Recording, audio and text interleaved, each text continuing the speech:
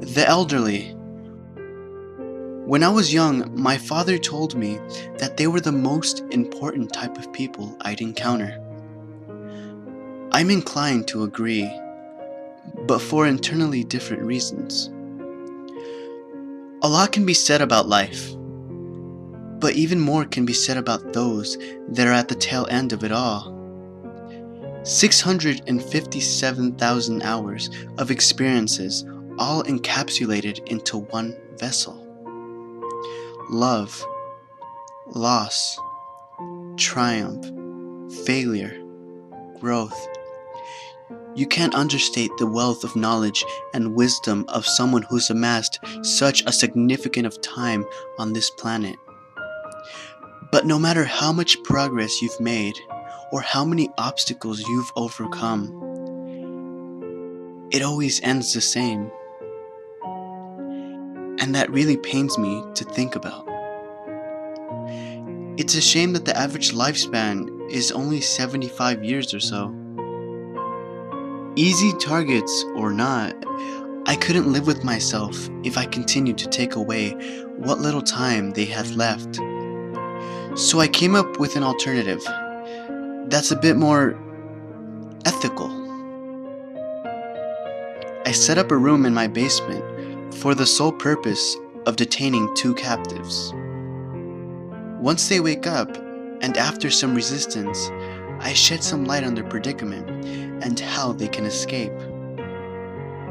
It's pretty simple.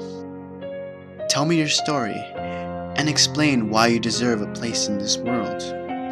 If you can fascinate me, or even better, make me sympathize, you'll walk away without so much of a scratch on you. The same can't be said about your opponent, though. I've been told countless stories, ranging from tragic to inspiring. However, there is one person that will always stick out in my mind. There was a man, probably in his early 60s, that seemed completely and utterly unmoved by the entire experience. He didn't scream, cry, or even display the most subtle expression of fear. Instead, he simply sat there, while the man beside him proceeded to do the complete opposite. When I asked him how he felt about the possibility of death, he looked at me straight in the eyes, smiled, and said, "About damn time."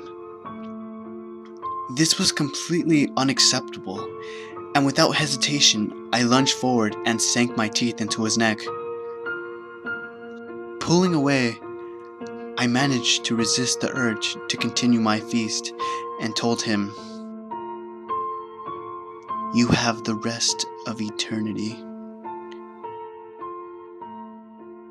to reconsider."